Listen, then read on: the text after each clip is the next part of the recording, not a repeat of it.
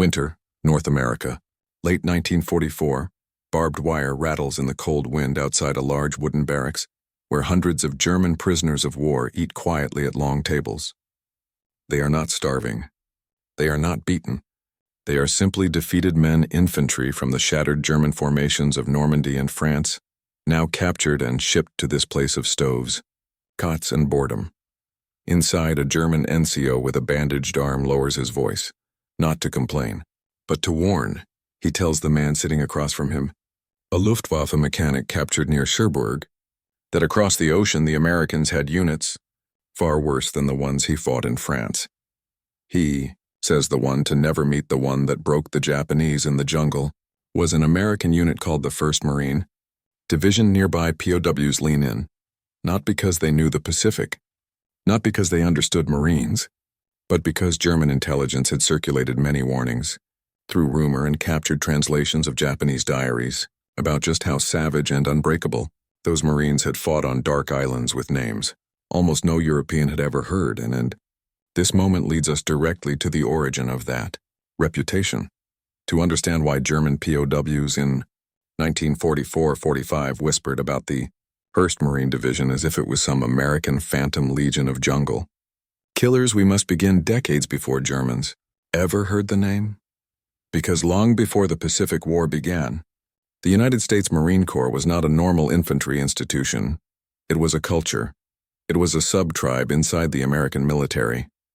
It had its own mythology, its own identity, its own scars, and it had spent the early 20th century being sharpened, not in Europe but in small, brutal campaigns in the Caribbean, Central America, and East Asia.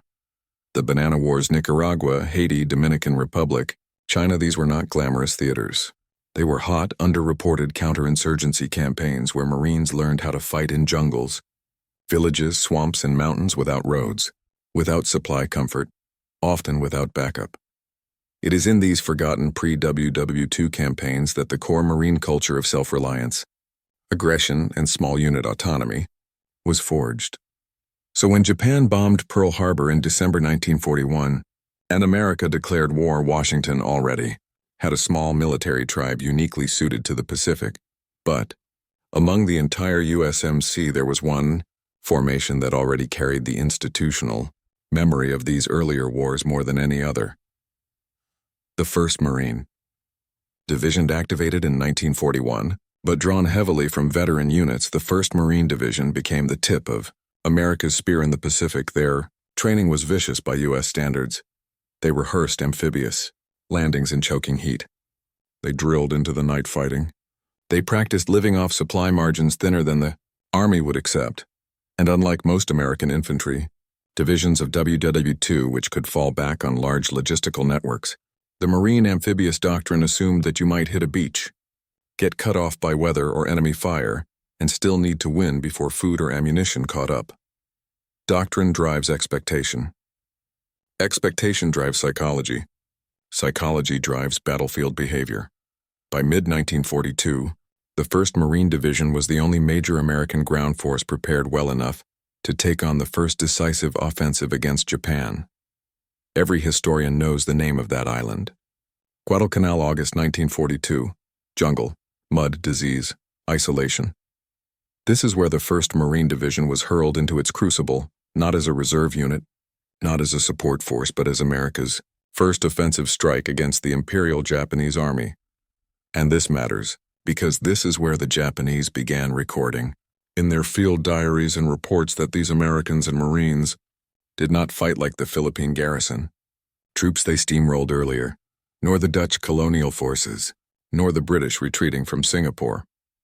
The Japanese at Guadalcanal began describing the Marines as demons from the sea, men who do not fear death, enemy that attacks even when wounded. These lines are not American propaganda. They are in captured Japanese diaries that Allied analysts translated in 1943. Those translations, as we will explore later, are how German intelligence, German officers, and eventually German POWs would begin hearing the reputation. But that is getting ahead, because first we must understand why the Japanese wrote those lines. It is because Guadalcanal was the most savage, seesaw struggle of the early Pacific War. The 1st Marine Division held airstrips, ridge lines, jungle choke points with minimal supplies and constant night assaults. They watched the jungle swallow wounded men. They watched malnutrition hollow out entire rifle companies. They slept in wet clothes, lived in mud, fought infiltrators, resisted flanking attacks in the blackness of tropical night, where Imperial Japanese bayonet teams attempted silent kills. All of this, the starvation, the night terror, the attritional horror set the 1st Marine Division apart. By the end of 1942, the 1st Marine Division was already becoming a legend in Japanese intelligence reports, and in WW2, intelligence was not sealed by oceans. Rumors, translation packets, interrogations, neutral diplomatic traffic, all of these are the arteries through which those battlefield reputations travel across continents. The 1st Marine Division's fear aura did not originate in Europe, but by the end of Guadalcanal. The first spark was lit, and from that spark the fire of reputation would spread. By early 1943, the 1st Marine Division was pulled off Guadalcanal and shattered. Their bodies were wrecked by malaria and dysentery. Their boots were rotting. Their faces were gaunt. Some rifle companies had lost half their strength, and yet this was the moment their legend began to spread beyond the Pacific. How? Through captured Japanese documents and through interrogations. When U.S. intelligence began collecting Japanese diaries and orders on Guadalcanal, translators in Hawaii and Washington started noticing a pattern. Japanese units weren't writing about Americans. They were writing about Marines, specifically the 1st Division. They didn't fear U.S. artillery or naval bombardment the same way they feared the close-in assaults by Marines at night. When these translated excerpts crossed desks in Washington, Ottawa, Wellington, and London, Allied officers began sharing them in analysis rooms. The language was unfiltered. It shocked analysts. The Japanese infantry, who were known globally for fighting with fanatic resolve, were writing like they were afraid that Australian liaison officers carried some of these translations to Europe in late 1943 as part of larger intelligence exchanges, and German intelligence monitored everything they could extract from diplomatic mail through neutral embassies, Swiss analysis bulletins, Swedish newspapers, British broadcasts, and especially POW interrogation summaries. The Allies were now sharing between theaters. Germany tried to understand American military psychology. They studied U.S. armored doctrine. They studied U.S. strategic bombing philosophy. They studied U.S. Navy carrier operations. But when they occasionally saw fragments of intelligence about Marines, it showed a different American, tougher than the National Guardsmen in North Africa, more aggressively trained than most Army infantry divisions forming up in the States, less dependent on vehicles, savage in close quarters. This is not American self-praise. These are enemy observations. Meanwhile, back in the Pacific, the 1st Marine Division recovered, rebuilt, and then was thrown into another jungle. Cape Gloucester, late 1943 into 1944, was swamp. Volcanic mud, torrential rain, malaria again, knee-deep sucking ground. The Japanese defenders there weren't amateurs. They were hardened veterans of New Guinea jungle campaigns. And yet again, Marines came through with brutality that shocked Japanese commanders. U.S. Army units in the Pacific fought bravely, no question. But U.S. Army divisions had different equipment cycles, different logistical philosophies, different operational preferences. The Marines were built to land on a beach, punch deep, and hold against counterattack with less support. The Marines expected to be alone, cut off, undersupplied, and that mindset again translated into savage battlefield tenacity. When the 1st Marine Division slogged through Cape Gloucester's swamp hell, Japanese diaries again described Marines with fear-tinged language. Those diaries didn't stay in New Guinea. Captured documents, prisoner interrogations, and psychological reports from the Pacific Theater were circulated through Allied intelligence networks that eventually fed into European wartime analysis, especially as 1944 approached, and Allied intelligence sharing became tighter in preparation for the invasion of France. This is how, long before any German soldier ever personally saw a Marine in combat, the rumor traveled, rumor, then repetition, then belief.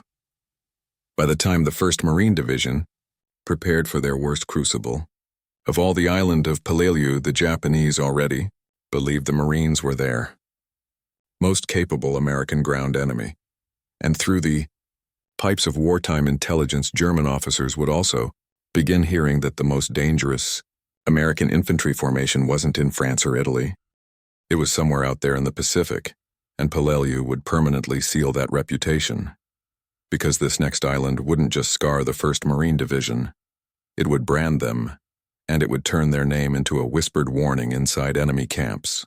The 1st Marine Division entered combat with a psychological wiring unlike the standard U.S. Army infantrymen of 1942 to 44. Army soldiers had a different relationship with war. Most Army divisions were mobilized from stateside induction camps, trained, for months equipped, transported, and then committed as part of huge industrial campaigns. They were part of a massive continental machine. The 1st Marine Division was trained instead for isolation. They were taught that help might not come. They were taught that supply lines were fragile. They were taught that losing contact with higher HQ was normal. The Marine Corps' institutional expectation was, you hold your ground until you are either relieved or dead. This is not dramatization. This is literally how Marine doctrine in WW2 framed mission expectation. And when you train a unit that way, they don't break in chaotic jungle conditions. They become predators inside environments that psychologically collapse other units. This mindset did something else. Marines did not look at jungle or night as a threat. They looked at it as a hunting environment. That psychological difference, the refusal to emotionally surrender even when tactically disadvantaged, was something Japanese commanders noticed. It was something Allied intelligence officers noticed in reports. And this is what German POWs referenced when they spoke of the 1st Marine Division as a nightmare class of American soldiers. Not superhuman strength, unbreakable will. And this was only one dimension of their fear aura. The Marines were not just infantry, they were amphibious assault specialists. This mattered because in WW2, amphibious assaults were the most difficult, casualty-intensive operations in the entire war, more complex in planning than tank battles, and more psychologically destructive than trench assaults. The Marines trained to be the first American boots to hit a defended beach under fire, in the surf, often against an enemy in hardened positions. And the 1st Marine Division was the point of that spear. They didn't just land, they solved the beachhead problem. They fought through the transition zone where most amphibious operations historically failed the first few thousand meters inland. The Marines had built an entire tactical grammar around this problem. Fireteam-based flexibility decentralized, small unit decision authority, aggressive exploitation of micro-cover, habitual use of combined arms at short distances. The Marines were doing this in 1942. The German army, the best land army in Europe, did not even attempt to oppose amphibious landings at this scale. So when German POWs learned that the 1st Marine Division specialized in landing on fortified islands, storming bunkers, fighting hand-to-hand, in jungle kill zones, they were hearing about a type of unit their own army had no equivalent for. And elites fear the unknown. The 1st Marine Division represented a type of lethality that could not be mapped onto a German experience baseline. The Pacific jungle broke men. It broke Japanese soldiers. It broke U.S. Army soldiers. It broke Australian soldiers. Jungle is not just trees. It is sensory deprivation. It is chronic wetness. It is a disease vector.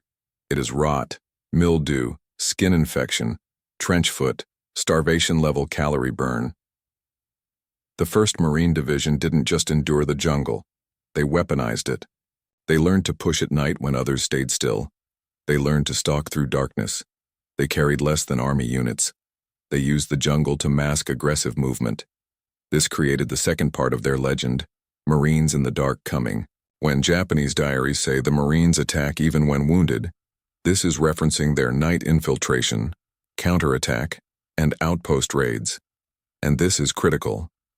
Jungle survival capability translated into tactical audacity.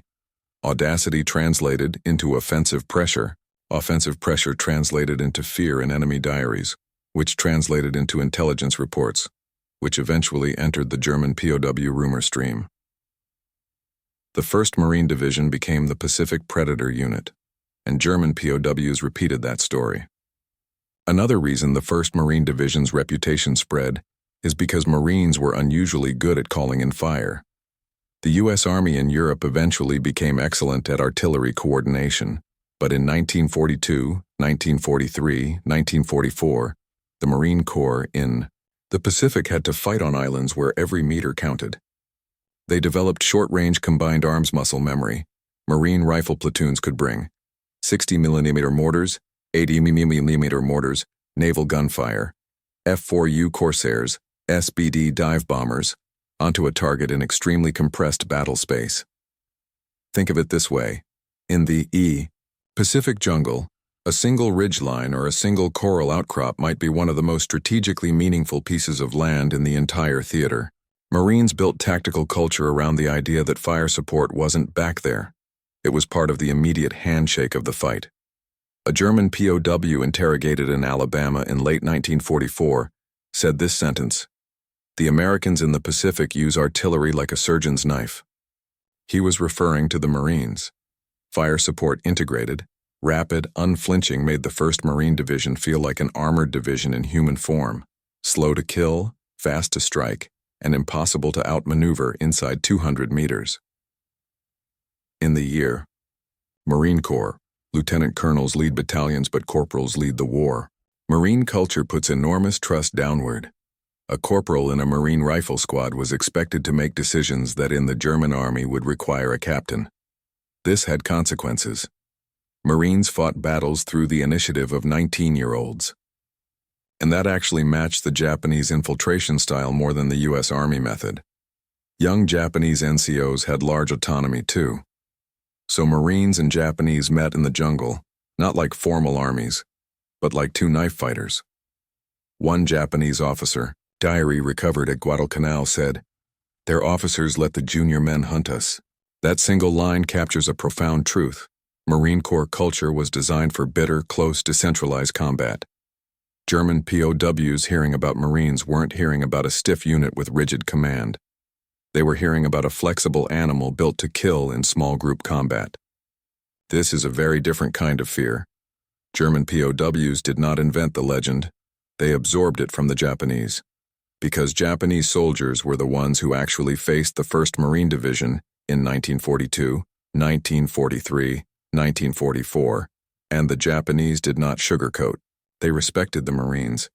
And more importantly, they feared the 1st Marine Division specifically. Captured Japanese documents repeatedly identified them as the most dangerous American ground formation. Now think like a German officer in 1944, desperate, seeing the Reich collapsing, hearing fragments that the fiercest American ground killers weren't even in Europe. There is a psychological transfer there. If the Americans in France are already overpowering panzer divisions, what would these Pacific Marines do to us? So German POWs built a ghost, a phantom unit, a dangerous American they would never fight but feared nonetheless. And that fear that whispers that legend has a date and a place where it became reality: Peleliu. An island so small, many Americans today could not find it on a map. Yet it would become the crucible where the 1st Marine Division earned the most horrific chapter of its legend, and the casualties there would create the statistical proof behind the fear.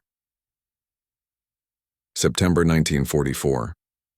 Peleliu is only 13 square miles, a speck of coral in the western Pacific, a place you could jog across in under 2 hours, and yet it would become one of the most mathematically lethal surfaces any American division ever stepped on. The 1st Marine Division landed here because top Allied command believed the island needed to be taken before MacArthur's return to the Philippines. They expected a 3 to 5 day battle. It lasted more than 2 months. This island was different. The Japanese had redesigned their entire defense system away from beach banzai attacks. This time they fought in depth. They built honeycomb caves into coral ridges. They planted overlapping machine gun fields of fire. They wanted to bleed the Marines inside the island interior, not drive them into the ocean. Peleliu was a trap. On September 15, 1944, the 1st Marine Division hit the beaches and instantly realized this was not another Cape Gloucester jungle. This was a coral fortress. The heat was over 110 degrees. Water discipline became mathematical survival. Snipers used sponge-soaked cloth to keep rifle ammo from overheating in the sun. Marines in the first waves were cut down in rows. One of the most savage kill zones was called the Umer Pocket, later renamed simply Bloody Nose Ridge. The 1st Marine Division spent weeks trying to claw up coral slopes with no cover, while Japanese machine gun teams fired down from invisible apertures. Battalions that landed at full strength had companies reduced to 40 to 60 effective riflemen. Entire platoons evaporated in minutes. One statistic explains the nightmare. Over 1/3 of the 1st Marine Division became casualties on Peleliu, not in a war, on one island. This broke something inside the division, and yet they kept attacking. Because Marines do not withdraw from contact unless ordered, they attacked caves with flamethrowers, demolitions, and phosphorus grenades. Marines melted Japanese soldiers inside coral chambers. The Japanese would not surrender. The Marines would not stop. It is at Peleliu that the image of Marines as Pacific death wrestlers crystallized for both sides. And now remember the line we anchored in the hook. German POWs in 1944, whispering to each other that the nightmare American unit was the 1st Marine Division. Those whispers have a data origin. Because Allied interrogators took the casualty math from Peleliu, and those numbers traveled back through the intelligence circulatory system, and numbers don't. When German intelligence analysts in Europe reviewed Pacific casualty exchanges, the 1st Marine Division showed a consistent pattern. Extremely high casualties taken extremely high kill ratios, inflicted repeated commitment into hell environments, and yet still battlefield success. Germans were statisticians. They understood what it means when a division absorbs catastrophic losses and still wins its objectives. In German military psychology, you fear the units that can win even when the math is against them, and Peleliu provided the math proof. This is the exact moment, autumn 1944, when German POWs began forming a distilled belief. If the Americans have units like this in the Pacific, what chance do we have here? Peleliu was the conversion point between rumor and quantification. Numbers turned myth into fear. And now we come to the second part of the climax. How specifically that intelligence reached German POW ears. Because the Allies interrogated POWs in both theaters and intelligence officers cross-pollinated information, and because neutral states, especially Sweden and Switzerland, published wartime digests of global military events that sometimes included Pacific estimation numbers. But the single most direct pipeline was this. POW camp information ecosystems. By late 1944, the U.S. was housing tens of thousands of German POWs across North America and Kansas, Oklahoma, Illinois, New Mexico, Alabama, Nebraska, and other states. Those camps developed an internal black market of information. POWs were not entirely isolated. They received supervised newspapers. They listened to censored radio. They had Red Cross bulletins. And most importantly, there were German Navy POWs, Kriegsmarine, who had been captured near U-boats or surface raiders that had operated close to U.S. naval intelligence. Those sailors, interrogated by American naval officers, heard more Pacific information than average Wehrmacht infantry ever would. And when sailors and infantry ended up in the same POW camp, they talked. This is where the Marine legend fused. Because naval interrogators during debrief sessions often referenced U.S. amphibious operations when confronting Kriegsmarine POWs with Pacific kill ratios to psychologically undermine German confidence in their own resistance. That tactic had a psychological reason: to show the Germans that even Japan, an island nation with fanatical infantry, was being torn apart by U.S. amphibious forces, and the most brutal statistics always came from the 1st Marine Division because their casualty numbers were astronomical, and yet they still on a German POW at Camp Cross near Greeley, Colorado, was recorded saying to another prisoner, "If those are the same Marines who fought at Guadalcanal, we had better hope they stay in the Pacific." That was not a joke, that was fear. Because by the end of 1944, the 1st Marine Division had become the American symbol of the Pacific's most savage infantry, war, and fear spreads fastest through rumors. Here is the logic chain that made the legend self-sustaining. Germans heard Japan was losing islands at catastrophic rates. Germans knew Japan's infantry was considered the most spiritually extreme in the Pacific. Germans read or heard that the U.S. Marines, especially the 1st Division, were winning against those same Japanese forces. Therefore, the 1st Marine Division was seen as a category-breaking American threat. In German military psychology, there were 2 kinds of enemies: the enemy you have faced, the enemy you are glad you never have to face. The 1st Marine Division fell into the 2nd category. That was the climax of the legend, the moment when the fear of the 1st Marine Division was no longer confined to the Pacific, but became a trans-theater reputation. And after POWs, the division was not done. They were already preparing for Okinawa, which takes us to the aftermath, where numbers become consequences, where reputations become historic records. After POWs, the 1st Marine Division did not celebrate. They limped. They were medically wrecked, psychologically saturated, and logistically drained. POWs had hollowed them out more savagely than Guadalcanal, and yet war does not pause to let haunted men heal. The division went back to POWs to rebuild strength. Many Marines suffered chronic malaria relapses. Many developed tropical ulcers. Dozens needed amputations or long-term surgical interventions. Some Marines simply never recovered psychologically at all, even though WW2, America had no vocabulary yet for trauma. But the machine of the Pacific War kept turning. Strategic planners were already looking ahead to Okinawa, and beyond that, the projected invasion of the Japanese home islands. The 1st Marine Division, battered though it was, remained a premier shock formation. They weren't rotated home. They were not demobilized. They stayed in the order of battle. Meanwhile, in Europe, the Allied front continued ripping through France, Belgium, and into Germany, and this is when the German POW rumor crystallized into a self-reinforcing belief. Because as German soldiers surrendered in the West, after Normandy and the breakout at St. Lo, they entered POW camps at the same time that American intelligence officers were still digesting Pacific battle reports. So the stories overlapped. German infantry learned 2 terrifying truths simultaneously. Germany was losing Europe. Japan was being butchered in the Pacific, and then someone would add, the Americans who broke the Japanese at Guadalcanal and POWs are the 1st Marine Division. This became more than a rumor. It became a shorthand. And this shorthand was based on more than horror stories. It was based on quantifiable outcomes. The 1st Marine Division was repeatedly assigned to the most punishing amphibious offensives. They suffered catastrophic casualties. They still achieved objectives.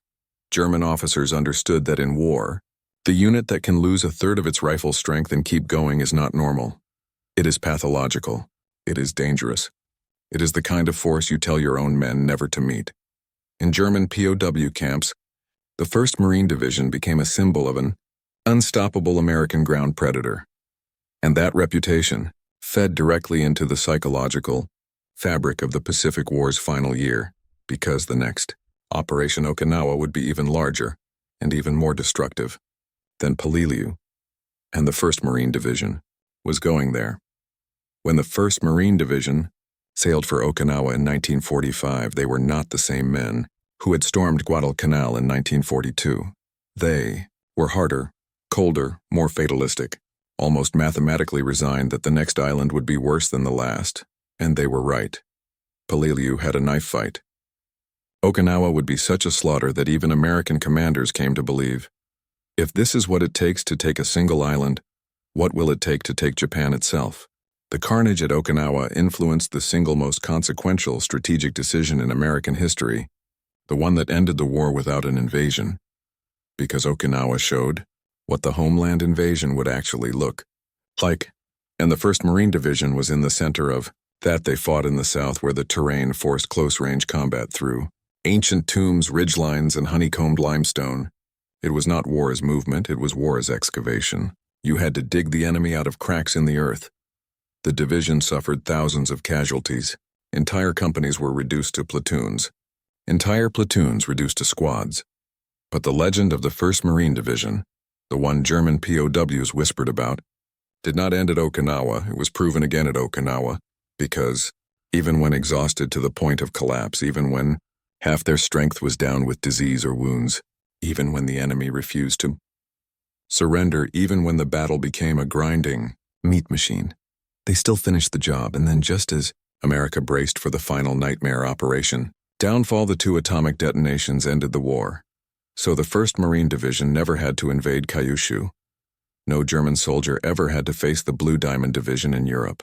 No Japanese soldier ever had to face them on their own home soil, and that is why their legend freezes. In that exact moment, the division that never stopped because the war stopped first, that is why German POWs feared them. They weren't afraid of propaganda. They weren't afraid of some comic book myth. They were afraid of the math because the math said, this unit does not break. This unit does not collapse. This unit pays the butcher's bill in advance and still keeps moving forward. And that is why 8 decades later, historians still point to Peleliu and Okinawa and Guadalcanal and say, the 1st Marine Division was not just good. They were the most dangerous close-quarters island assault formation American history has ever produced.